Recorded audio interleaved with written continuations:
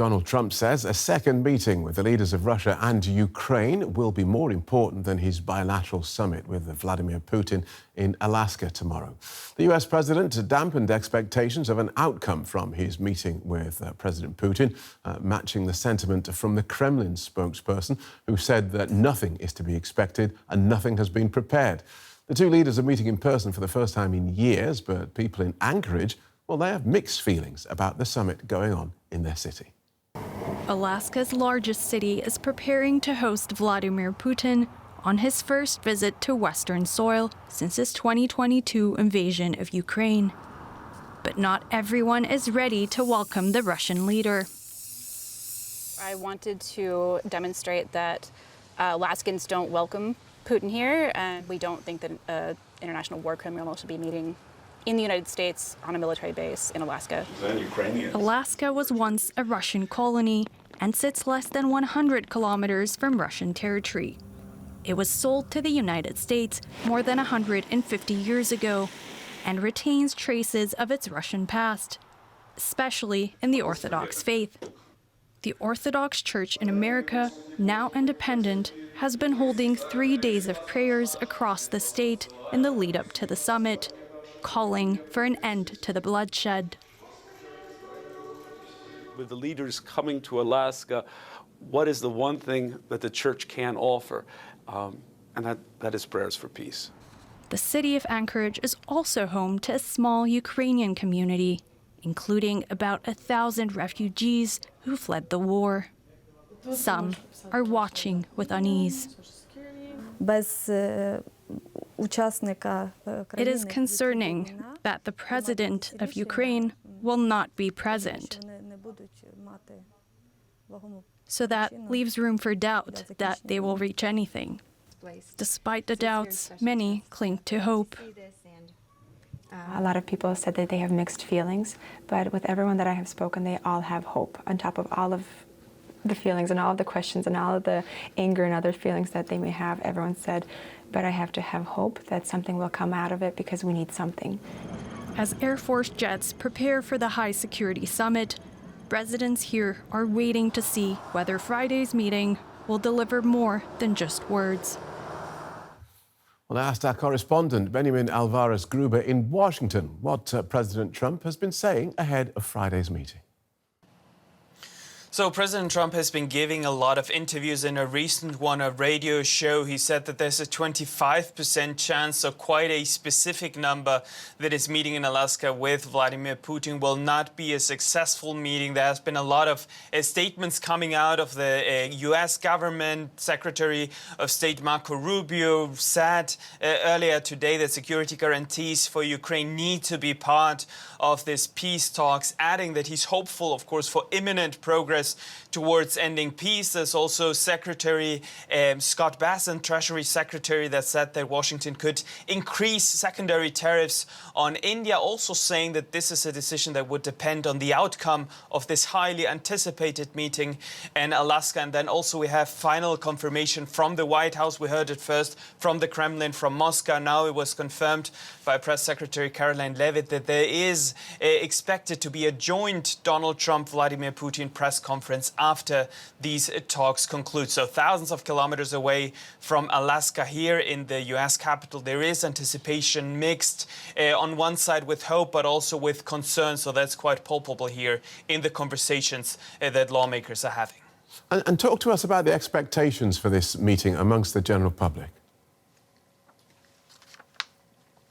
I'd say it's quite similar to those that we just heard there in the report on what is happening on the ground in Alaska. Some here are hopefully waiting. Of course, the supporters are praising this step, the direct contact between both leaders and also the White House's attempt to end this war. Let's remember that Donald Trump said he would end this war 24 hours into his second term. That did not happen. Others are feeling uneased about the concessions that Trump would give and also what led to this meeting.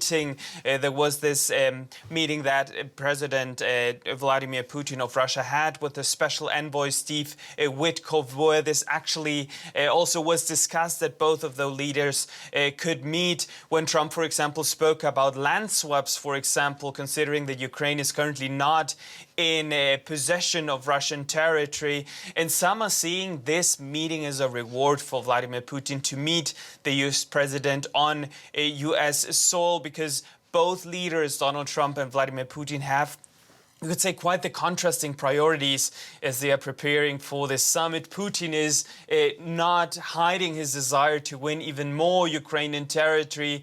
Trump is not making a secret of his desire to act as a global peacemaker, as we've seen Washington engaging in several peace negotiations around the world. But among the public, there is concern, and also from high-ranking, or you could say former high-ranking officials. One of them, who was the U.S. ambassador to Moscow, he said, and I quote, "The meeting in Alaska should only be about Ukraine. Trump cannot allow Putin to expand the agenda to talk about economic collaboration, Iran, or other agenda items." That was Michael McFaul, and that's quite significant, considering that Vladimir Putin will be joined by his finance minister, who also leads the Russian response to Western sanctions, and who will join Putin in Alaska. And one of the main concerns, not only here in Washington, but also in Brussels and other European capitals, is that Kyiv and European leaders will be sidelined completely. Trump said if the meeting goes well, he will call Ukrainian President Zelensky and European leaders afterwards. It's not clear what will happen if it does not go well. He said he would just go home and not call them. So many uncertainties, with many following closely what will happen on late Friday morning local time in Alaska, when Putin and Trump meet at this U.S. airbase in Anchorage in Alaska. All right, Ben, thank you for that. DW Washington correspondent Benjamin Alvarez Gruber. Well, DW's Washington bureau chief Ines Pohl has left the U.S. Capitol and joins us now from Anchorage, Alaska. Welcome, Ines. Give us a sense of the atmosphere there. You know, it's really far away from everything. It doesn't really feel like the United States, rather like Canada. And it's interesting, Phil, you know, to everyone we talked here this morning, who is working in coffee shops, who is working on the street, a cab driver, they don't even follow the news, really. Many of them, they didn't even know that this summit is going to happen here. It's peak season, peak tourist season, so then really not surprised that there are so many people here. But it's not the way I actually expected it to be, that this is like dominated by this meeting of two world leaders. People are just living their lives. However, there are protests expected this afternoon from both sides, from protesters who don't want Donald Trump, neither Donald Trump nor Vladimir Putin here, and also from those who support this meeting and are hoping for peace, the way we just heard from the church leaders in the little piece you played. All right, let's get more on this from Domitilla Sagramoso. She's a senior lecturer in security and development at King's College, London. Domitilla, welcome. Presidents Putin and Trump will initially apparently be meeting one-on-one, accompanied only by their translators. Is that a good idea? I don't think it's a very good idea. I think that it's always good to have a translator from both sides to make sure that there is a good record and a proper record of what actually was discussed. But this has been a bit the way that Trump has operated with Putin, and that has created a lot of suspicion. So I think that it's not a very good start, if you would ask me. Now, there have been a series of meetings between European leaders and President Zelensky, and also with Donald Trump. Now, going into this meeting, is Donald Trump on the same page as the Europeans and the Ukrainians? Well, I think that it's something that we are trying to figure out. I mean, from yesterday's meeting, it seems that there is agreement on a series of points. For example, on the need to introduce, first of all, a ceasefire, and not, leave that for the last aspect of the peace process. Second, there is also the question around the need to make sure that no security decisions about Ukraine are taken without Ukraine, and territorial exchanges are carried out without Ukraine's approval. So nothing on Ukraine without Ukraine. And the third point, which is very important, and there is hope from the European side that there would be coordination, is the question of security guarantees, which is something which has been discussed more in detail, apparently today, also between President Zelensky and Prime Minister Keir Starmer. And there are a series of options there. So I think that, we're trying to make sure, the Europeans are trying to make sure that there is no deviation and that, that Trump doesn't sort of throw Ukraine and European security to a certain extent under the bus. What about Donald Trump's record so far on the war in Ukraine gives Europeans or Ukrainians any guarantee that he agrees with any of these points that you've just mentioned? Well, that's a very good question, because in a way we have sort of a mixed record of what Trump has done in the last month since he's become president again, and he's been very tough on Zelensky, and there is a lot of worries that he might push and pressure Zelensky to reach a deal or otherwise not provide any kind of military support. So that's exactly what the Europeans are trying to avoid.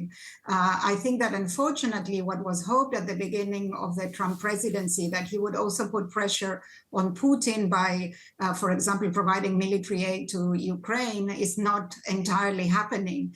There is hope maybe that he might push with secondary sanctions, but so far, Trump has always sort of delayed the introduction of tough measures on Russia, and that makes it very problematic. And I think so. Therefore, we have to be very cautious about the results and hope that at least there is a clear understanding of what are the red lines for Europe, and should be also for the United States, by the way.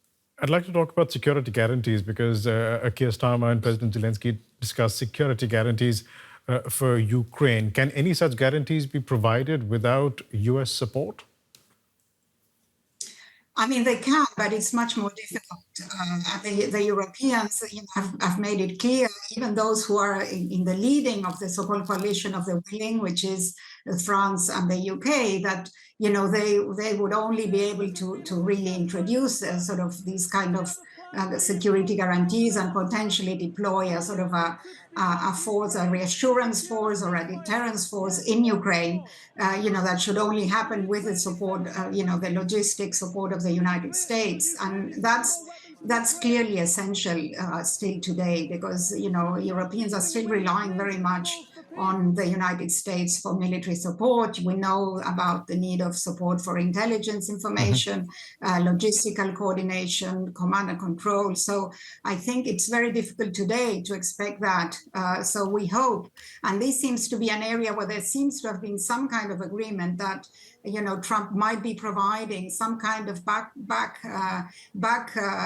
office, so to say, support to the Europeans. So all that has come out from the meeting yesterday in Germany. Let's see if that is really, if Trump is really sticking to that, or he's sort of convinced by the Russians on a lot of other issues, because I fear the Russians are going to press ahead with a lot more demands, even on general issues around European security and troop deployments by, for example, the United States in other European NATO countries. So we have to be very cautious.